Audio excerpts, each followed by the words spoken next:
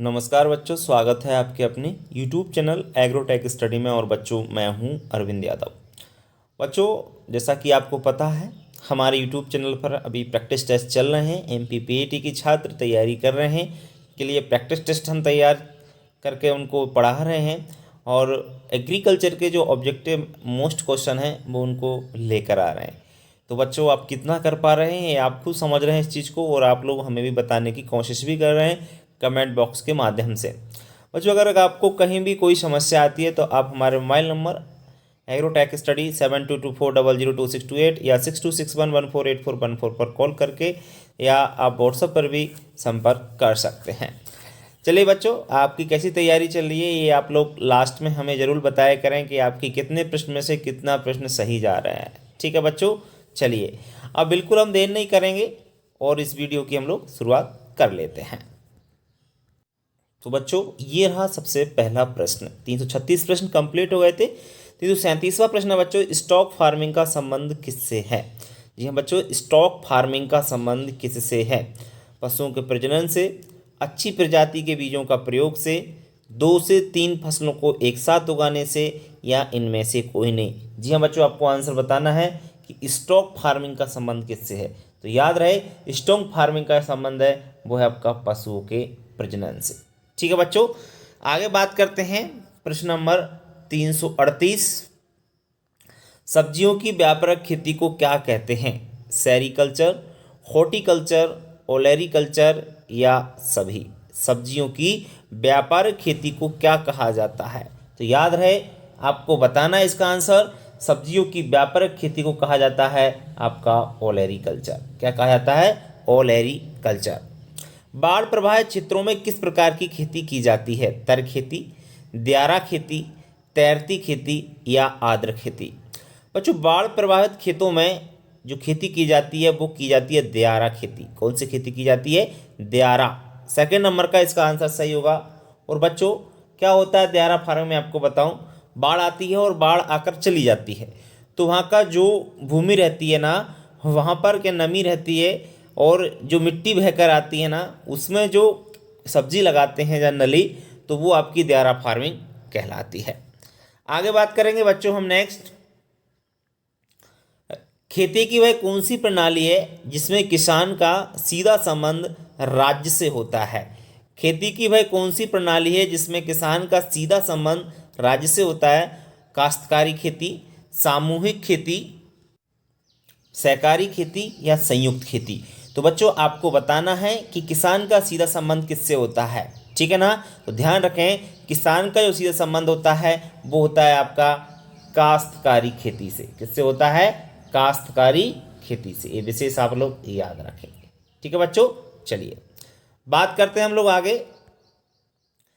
Wrenching पद्धति से खेती किस देश में की जाती है? रेंचिंग जो खेती होती है वो किस देश में की जाती है? अमेरिका, जापान, चीन या ऑस्ट्रेलिया? तो आपको बताना है रेंचिंग फार्मिंग खेती जो होती है या रेंचिंग पद्धति से खेती किस देश में की जाती है। बिल्कुल आंसर सही होना चाहिए बच्चों। पहले तो ये जानना जरूरी है कि रेंचिंग फार्मिंग क्या होती है। तो आपको बता देता हूँ कि एक ऐसी खेती जहाँ पर बिल्कुल भी फसल उत्पादन ना करके सिर्फ खाली जगह होती है, जहाँ पर पशु चराने के लिए जो स्थान होता है उसे ही हम रेंचिंग फार्मिंग कहते हैं। और रेंचिंग फार्मिंग जो है आपकी कहाँ पर की जाती है? याद रहे, ये आपकी ऑस्ट्रेलिया में की जाती है। कहाँ पर की जाती है? ऑस्ट्रेलिया में की जाती है। आगे बात करते हैं बच्चों नेक्स्ट आपका, भारत में सामान्यतः खेती कौन सी पद्धति अपनाई जाती है? भारत में सामान्यतः खेती की कौन सी पद्धति अपनाई जाती है? शुष्क खेती, मिश्रित खेती, रैंचिंग खेती एवं स्थानांतरित खेती? बच्चों, आपको बताना है भारत में सामान्यतः जो कौन सी खेती है जिसको अपनाया जाता है। तो आप याद रखें, भारत में सामान्यतः जो खेती है वो अपनाई कौन सी जाती है? ध्यान रहे, हमारे यहाँ मिश्रित खेती अपनाई जाती है, शुष्क खेती भी हमारे यहाँ अपनाई जाती है। दोनों ही खेती हमारे यहाँ की जाती है। शुष्क खेती का मतलब क्या होता है? जहाँ पर वार्षिक वर्षा कम होती है तो वहाँ पर शुष्क खेती करते हैं। और मिश्रित खेती का मतलब होता है पशुपालन भी करते हैं हम और आपकी फसलों का उत्पादन भी करते हैं। वैसे इसमें तो आप क्लियर नहीं कर सकते हैं कि कौन सा आंसर सही होगा, क्योंकि दोनों ही हमारे यहाँ होती है। आप बताइए कौन सी होती है?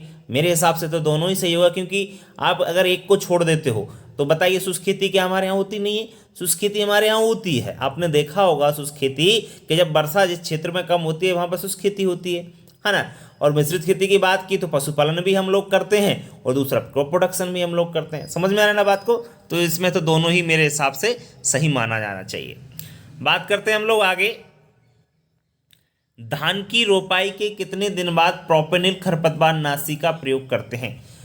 धान की रोपाई के बाद कितने दिन बाद प्रोपेनिल जो एक खरपतवार नाशी है उसका उपयोग किया जाता है? 1 से 5 दिन बाद, 10 से 20 दिन बाद, 6 से 7 दिन बाद या 30 से 40 दिन बाद? आपको बताना है धान की रोपाई के कितने दिन बाद प्रोपेनिल खरपतवार नाशी का यूज। तो याद रहे आपको, ये आपका प्रयोग किया जाता है बच्चों। आज अगर आपने रोपाई कर दी है तो 6 से 7 दिन बाद आपको इसका यूज करना होगा। ठीक है। सरसों की फसल को पाले से बचाने के लिए किसका छिड़काव करते हैं? सरसों की फसल को पाले से बचाने के लिए किसका प्रयोग किया जाता है? तेजाब का 0.5% या गंधक का तेजाब 0.6%, सल्फ्यूरिक एसिड या लाल दवा? तो याद रहे सरसों को पाले से बचाने के लिए हम सल्फर का उपयोग करते हैं। ठीक है। नेक्स्ट है सुअर का गर्भकाल होता है। सुअर का गर्भकाल होता है 145, 114 दिन, 150 दिन या 180 दिन। सब लोग जानते हैं सुअर का गर्भकाल 114 दिन का होता है। ठीक है। बढ़ते हैं आगे। वातावरण में कार्बन डाइऑक्साइड की मात्रा कितनी है? 0.05%, 0.03%, 0.06% या 0.1%? तो आपको बताना है वातावरण में CO2 की मात्रा कितनी है। जी हाँ बच्चों, एकदम आंसर सही होना चाहिए, 0.3%। साथ साथ में याद रखना जो मृदा वायु होती है ना उसमें कार्बन डाइऑक्साइड की मात्रा वायुमंडल की अपेक्षा, किसकी अपेक्षा? वायुमंडल की अपेक्षा ज़्यादा पाई जाती है।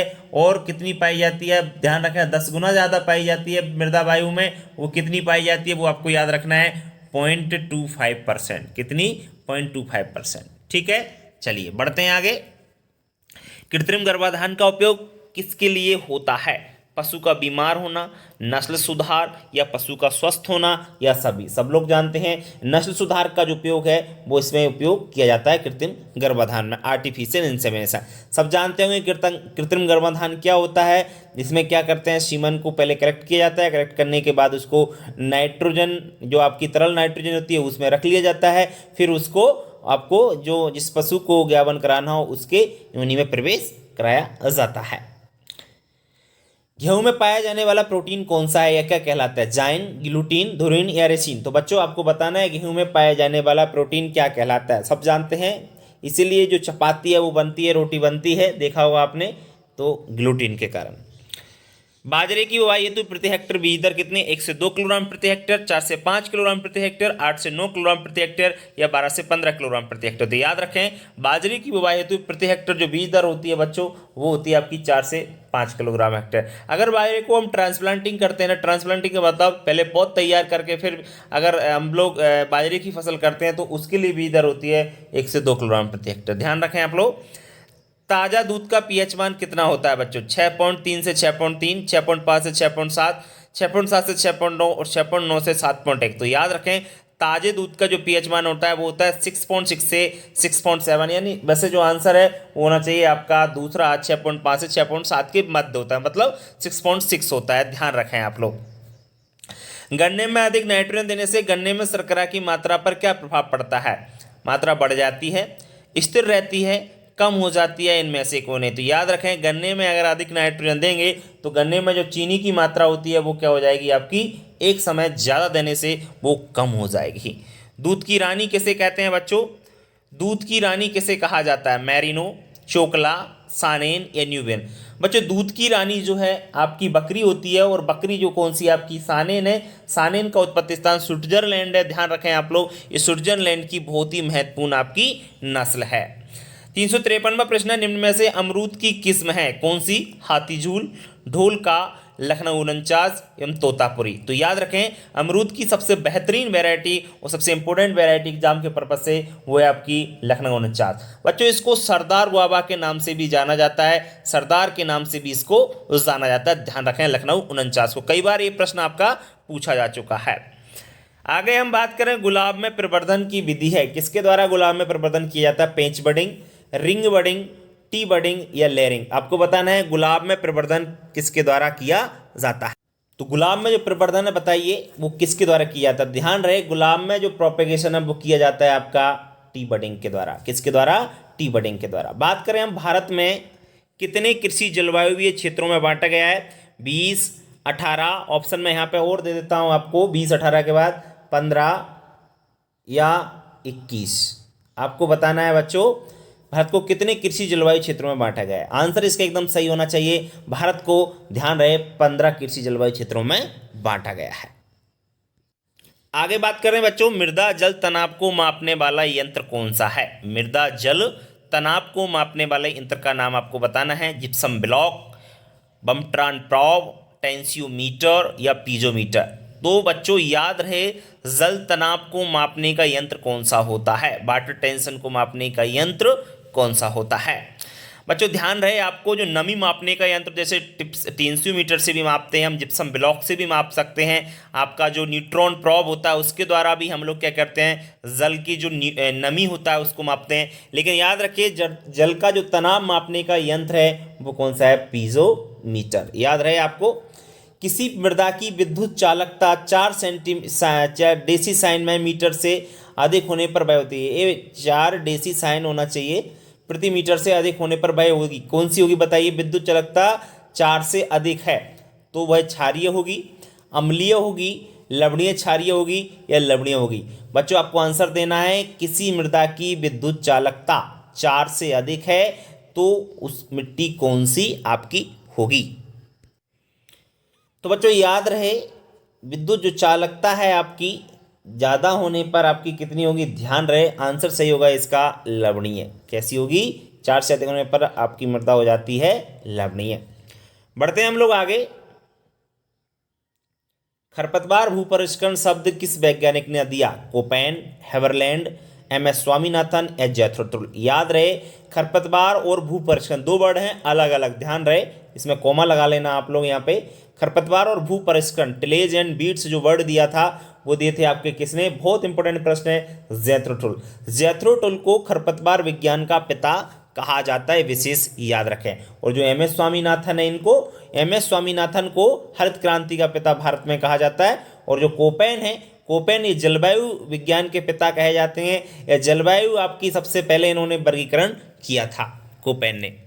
किस वैज्ञानिक के द्वारा सॉइल पीएच की खोज की गई? सोरेनसन, डेनिस के सोरेनसन या कोई नहीं। तो याद रहे आपके सॉइल पीएच की जो खोज की गई थी वो की गई थी आपकी किसके द्वारा? सोरेनसन के द्वारा। किसके द्वारा? सोरेनसन के द्वारा 1909 में। ये भी आप लोग याद रखें कब की गई थी? 1909 में की गई थी। बढ़ते हैं हम लोग आगे बच्चों। नेक्स्ट, निपिंग टॉपिंग किस फसल से संबंधित है? निपिंग या टॉपिंग हम कह सकते हैं ये कौन सी क्रॉप से संबंधित है? अरहर, चना, सरसों, धान। बहुत सिंपल है, बहुत इंपॉर्टेंट है, ध्यान रखिए ये आपका चना से संबंधित है। और ध्यान रहे निपिंग क्या होती है, टॉपिंग क्या होती है? ऊपर की कलिकाओं को तोड़ना। जब हमारी जो चने की फसल है वो लगभग 40 दिन की हो जाती है तो ऊपर की कलिका को तोड़ दिया जाता है, जिससे क्या होता है उसमें ब्रांचें अधिक निकलती हैं तो फ्लावर अधिक लगते हैं ब्रांचों पर, और फ्लावर अधिक लगते हैं तो प्रोडक्शन भी इंक्रीज हो जाता है।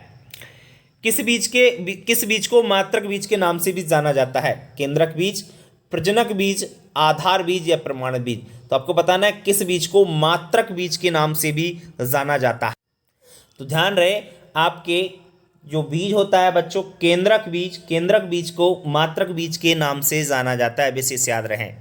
मृदा शब्द की उत्पत्ति किस भाषा से हुई है बच्चों? मृदा यानी सॉइल शब्द की सॉइल साइंस शब्द की किस भाषा से उत्पत्ति हुई है? अरबी भाषा से, लैटिन भाषा से, ग्रीक भाषा से या सभी से? याद रहे मृदा शब्द की जो उत्पत्ति है वही है आपकी लैटिन भाषा से। बढ़ते हैं हम लोग आगे। नेक्स्ट है आपका आम में सामान्यतः कौन सी विधि द्वारा प्रवर्धन किया जाता है?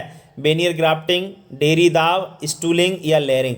तो आपको बताना है आम में सामान्यतः कौन सी विधि के द्वारा आपका प्रोपेगेशन किया जाता है। जी हाँ बच्चों एकदम आंसर सही होना चाहिए और आंसर सही है आपका बेनियर ग्राफ्टिंग के द्वारा। नेक्स्ट है आपको आम में ब्लैक टिप बीमारी किसके कारण लगती है? टिप होता है, ध्यान रखें। आम में ब्लैक टिप बीमारी किसके कारण होती है? सल्फाइड कार्बन डाइऑक्साइड के कारण, H2SO4 के कारण, O2 के कारण या नाइट्रोजन के कारण। तो आपको बताना है बच्चों आम में ब्लैक टिप बीमारी जो होती है वो किसके कारण होती है? तो ध्यान रहे आपका ये होता है आपका ये गैस के कारण। आम के फल को क्या कहते हैं? ड्रुप कहते हैं, सील्ड बडिंग कहते हैं, हार्डवुड कहते हैं, कैप्सूल कहते हैं। सब जानते हैं आम के फल को ड्रुप कहा जाता है। आगे बात करें, आम की कौन सी किस्म में स्पंजी ऊतक की समस्या पाई जाती है बच्चों? आम की कौन सी किस्म होती है इसमें स्पंजी ऊतक की समस्या पाई जाती है? रत्ना, अल्फांसो, आम्रपाली या सिंधु? तो बच्चों याद रहे, आपकी अल्फांसो जो वैरायटी है इसमें आपकी स्पंजी ऊतक की समस्या पाई जाती है। आम की बीज रहित किस्म कौन सी है? तो आम की बीज रहित किस्म आपकी लंगड़ा, आम्रपाली, सिंधु या सभी? तो याद रखें, आम की बीज रहित किस्म है आपकी सिंधु। ये बहुत इंपॉर्टेंट प्रश्न चल रहे हैं बच्चों, याद रहे। आम की मल्लिका किस्म का क्रॉस है। आम की मल्लिका किस्म का क्रॉस क्या है? Dashehari into Neelam, Ratna into Alphonso, Dashehari into Alphonso या सभी? तो आपको बताना है मल्लिका किस्म किसका क्रॉस है। इसका एक ट्रिक है, देखो, DNM या RAM या DAM या सभी? तो बच्चों याद रखें, इसका आंसर सही होगा दशहरी इंटू नीलम बराबर मल्लिका, DNM। ठीक है ना, RAM नहीं होता राम, या DAM नहीं होता डैम नहीं होता। इसका आंसर सही होना चाहिए मेरे हिसाब से तो DNM इसका आंसर। वैसे तो मुझे तो लग रहा है कोई भी नहीं होना चाहिए, है ना, क्योंकि जिस हिसाब से NDM होता है वैसे इसका आंसर सही क्या होता नीलम इंटू दशहरी बराबर मल्लिका होना चाहिए। पहले नीलम आना चाहिए था, फिर दशहरी होना चाहिए था। इस प्रकार से इसमें होना चाहिए, नीलम इंटू दशहरी बराबर मल्लिका होना चाहिए। फिर भी कन्फ्यूजन हो रहा है, थोड़ा सा देख लेना आप इसको। चलिए बात करते हैं आम की मध्यम किस्म। आम की मध्यम किस्म कौन सी है? मध्यम का मतलब है कि जो किस्म आपकी जल्दी पक जाती है, मध्य में ही पक जाती है या ज़्यादा बड़ी नहीं होती। नीलम, चौसा, फजली, दशहरी? तो आपको बनाना है आम की मध्यम किस्म कौन सी है बच्चों। 369 प्रश्न का आंसर कौन सा सही होगा? जी हाँ बच्चों, मध्यम किस्म है दशहरी। कौन सी है? दशहरी। नेक्स्ट है, आम की सबसे मीठी किस्म है जिसका TSS कितना प्रतिशत पाया जाता है? चौसा, सिंधु, लंगड़ा, मल्लिका? याद रखें, आम की सबसे मीठी किस्म चौसा और 18 से 20% इसमें TSS पाया जाता है। आगे बात करते हैं बच्चों हम, वर्ष में 2 बार फल देने वाली आम की किस्म कौन सी है? नीलम, लंगड़ा, रत्ना या सभी? तो वर्ष में 2 बार फल देने वाली कौन सी वैरायटी आपको आंसर दे? तो याद रहे बच्चों, वर्ष में 2 बार जो फल देती है वो है नीलम। आगे बात करते हैं बच्चों, आम में सबसे ज़्यादा फूलों से फल किस किस्म में बनते हैं? आम में सबसे ज़्यादा फूलों से फल किस किस्म से बनते हैं? दशहरी, चौसा, रत्ना, सभी? तो बच्चों आपको बताना होगा इनमें से कौन सी ऐसी वैरायटी है जिसमें सबसे ज़्यादा फूलों से फल बनते हैं। ध्यान रहे, इसका आंसर सही होगा बच्चों आपका दशहरी। आम में सबसे ज़्यादा फूलों से फल बनते हैं दशहरी से। आगे बढ़ते हैं, आम की दशहरी सुगंधा किस्म का क्रॉस किसका है? Dashehari into Neelam, Kesar into Totapuri, Ratna into Alphonso? तो याद रहे, आम की जो शाही सुगंधा किस्म जो क्रॉस है आपका, वो आपकी किससे है? केसर तोतापुरी का। किसका है? केसर और तोतापुरी का। आम अनुसंधान संस्थान स्थित है कहाँ पर? लखनऊ, नई दिल्ली, नागपुर या करनाल? तो आम का अनुसंधान संस्थान आपका कहाँ पर है? याद रहे, मैंगो रिसर्च केंद्र आपका लखनऊ में स्थित है। आगे बात करते हैं बच्चों, अमरूद में पाले से बचाव हेतु कौन सी बहार में फल लेते हैं? अम्बे बहार, मृग बहार, हस्त बहार या सभी? तो याद रहे, अमरूद में पाले से बचाव हेतु जो बहार ली जाती है वो ली जाती है आपकी मृग बहार। कौन सी है? मृग बहार। यही सबसे बेस्ट बहार मानी जाती है। अमरूद में प्रूनिंग का समय क्या है? मई, जून, जनवरी या नवंबर? आम में अमरूद में प्रूनिंग का जो समय है वो क्या है आपको बताना है? मई, जनवरी, जून या नवंबर? आंसर आपका एकदम। तो याद रहे बच्चों, अमरूद में प्रूनिंग का जो समय है वो है आपका मई का महीना। मई के महीने में हम क्या करते हैं? प्रून करते हैं। प्रूनिंग तो आप लोग जानते होंगे, कटाई छटाई जो होती है। अमरूद का प्रमुख रोग कौन सा है? विल्ट है, फुदका है, मिलीबग है, कोई नहीं? तो याद रहे, अमरूद का जो प्रमुख रोग है वो है आपका विल्ट, उकटा रोग जिसको बोला जाता है। अमरूद में प्रवर्धन किस विधि द्वारा किया जाता है बच्चों? अमरूद में जो प्रवर्धन है, प्रोपेगेशन, किसके द्वारा किया जाता है? ग्राफ्टिंग, स्टूलिंग या लेयरिंग, कलम या टी बडिंग? तो याद रहे बच्चों, अमरूद में जो प्रवर्धन किया जाता है वो किया जाता है स्टूलिंग या लेयरिंग के द्वारा। किसके द्वारा? स्टूलिंग या लेयरिंग के द्वारा। आगे हम बात करें बच्चों, अमरूद की कौन सी किस्म है जो बिल्ट रोग रोधी है? बिल्ट के प्रति रोग रोधी है? इलाहाबाद सफेदा, लखनऊ 49 या सरदार, सफेद जाम या अर्का मृदुला? तो याद रहे, अमरूद की जो वेराइटी है बिल्ट की प्रतिरोधी कौन सी है वो आपको बताना है, और वो है आपकी लखनऊ 49 या सरदार। अमरूद में बाहर नियंत्रण हेतु किसका छिड़काव किया जाता है? 300 ppm Na, 400 ppm Na या 600 ppm Na? तो याद रहे अमरूद में बाहर नियंत्रण के लिए जो प्रयोग करते हैं वो करते हैं 300 ppm नेप्थलीन एसिटिक एसिड का। आगे बात करते हैं बच्चों, अमरूद के फलों का हरा रंग किसके कारण होता है? क्लोरोफिल, लाइकोपिन, ज़ैंथ्रोफिल या इनमें से कोई नहीं? तो याद रहे अमरूद के फलों का हरा रंग जो होता है वो आपका किसके कारण होता है? आपको जबान, तो वो होता है आपका बच्चों ध्यान रहे क्लोरोफिल के कारण। किसके कारण होता है? आपका क्लोरोफिल के कारण होता है। ठीक है, चलिए बढ़ते हैं हम लोग आगे। बच्चों राष्ट्रीय अनार अनुसंधान केंद्र कहाँ पर है? सोलापुर महाराष्ट्र में, नागपुर महाराष्ट्र में, पुणे महाराष्ट्र में या उपरोक्त सभी? तो बच्चों आपको पता है राष्ट्रीय अनार अनुसंधान कहाँ पर है? आपका महाराष्ट्र में है, वो भी सोलापुर में। हस्तबहार में पुष्पन का समय कब है? अक्टूबर नवंबर, जुलाई अगस्त, जनवरी फरवरी या इनमें से कोई नहीं? तो याद रखें हस्तबहार का जो पुष्पन का समय है वो है, तो आंसर इसका सही होगा बच्चों आपका हस्तबहार का पुष्पन का समय है अक्टूबर नवंबर। अनार की बीज रहित किस्म कौन सी है? जालोर सीडलेस, डोलका, मृदुला या गणेश? तो याद रखें जो आपकी अनार की सीडलेस वैरायटी है वो है आपकी जालोर सीडलेस। कौन सी है? जालोर सीडलेस जो वैरायटी है वो इसकी सबसे बीज रहित, इसमें बीज नहीं पाया जाता है।